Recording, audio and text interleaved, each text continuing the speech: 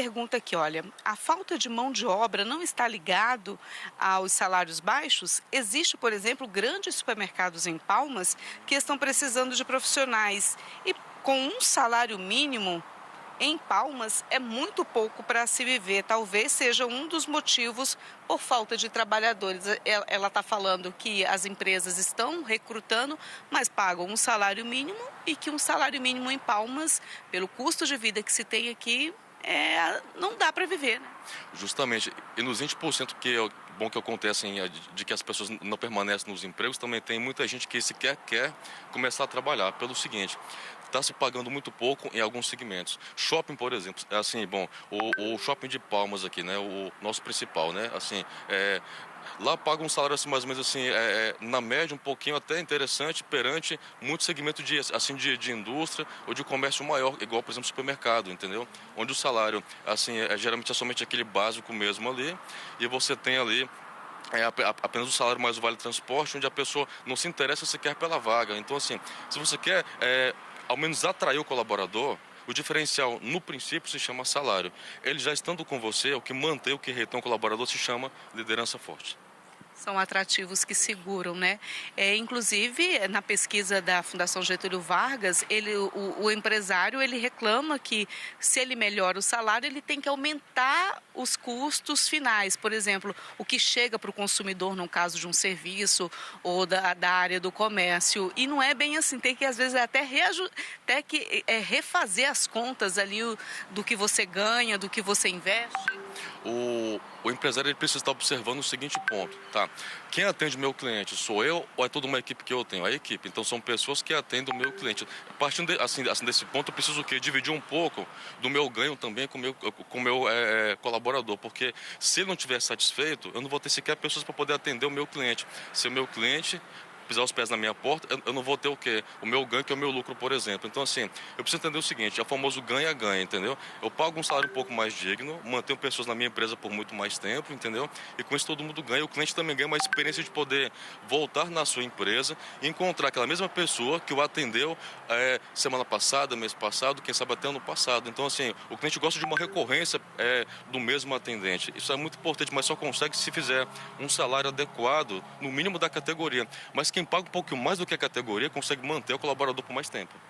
Temos outra pergunta aqui que está até no mesmo nível. Olha, sobre vagas de emprego. Na minha opinião, nem sempre é falta de mão de obra qualificada. Está acontecendo muito a questão salarial e com muita carga para fazer. Ou seja, trabalha muito e ganha pouco. Um funcionário faz toda a função praticamente e ganha por um. É aquela questão, né? Você é proativo, mas acaba sendo ali muitas vezes utilizado muito além daquilo que você ganha. Gente, olha só, como está faltando colaborador, aí assim, quem está na empresa acaba que trabalha por 2 ou por 3. Aí vem o que? A sobrecarga de trabalho. Aí vamos lá.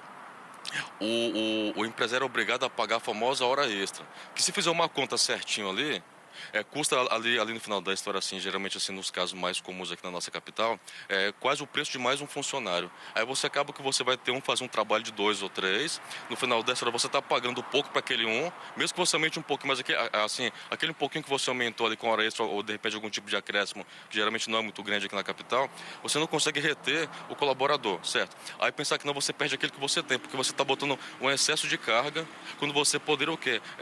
Pagar um pouquinho melhor, anunciar a vaga de novo, ter 2 pessoas fazendo um trabalho de 3 e conseguir meio que dar uma equilibrada. Mas se você realmente sobrecarregar quem está na tua equipe, esse é o terceiro motivo que as pessoas têm pedido demissão, especialmente aqui na nossa capital. A sobrecarga, ou seja, a pessoa com boa vontade é proativo, só que depois não tem ali um respaldo de poder assim receber aquilo que deveria. Isso acontece bastante aqui em muitos segmentos da capital, aqui do Tocantins Palmas.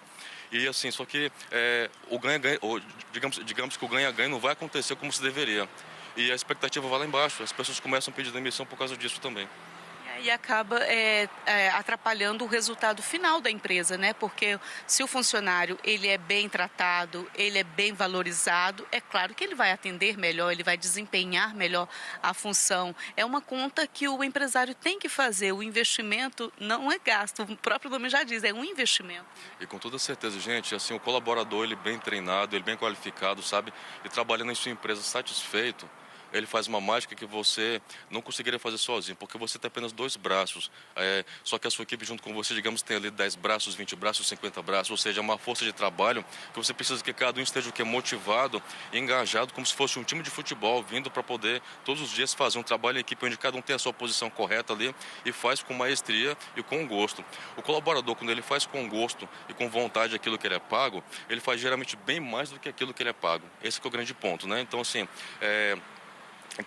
de modo resumido, um salário interessante, se possível um pouquinho acima da categoria, já que todo mundo está pagando a média de 1.440, que é mais ou menos da categoria do comércio, né? Paga um pouquinho a mais, pouquinha coisa a mais ali, já segura o colaborador. Uma cesta básica, por exemplo, entendeu? Sabe? Que para alguns casos, assim, é preço de custo, né? Também já segura o colaborador. Então, se você faz isso, manter uma liderança firme e forte, respeitosa para com o seu colaborador e especialmente uma liderança atualizada, aí você mantém e você ainda por cima chama a atenção de pessoas lá fora, porque vão querer trabalhar em sua empresa, porque vão perceber que quem trabalha com você está lá há muito tempo. Isso está há muito tempo porque a empresa é boa. Tem que trabalhar feliz, né? Tem incentivo. Muito obrigada, tá, pela participação aqui com a gente mais uma vez, tá bom, Nilo? Um bom dia para você. Tá, então, né, Joselma, 2 dicas bem importantes, né, que o Nilo acabou de mencionar aqui pra gente. Ser bem tratado.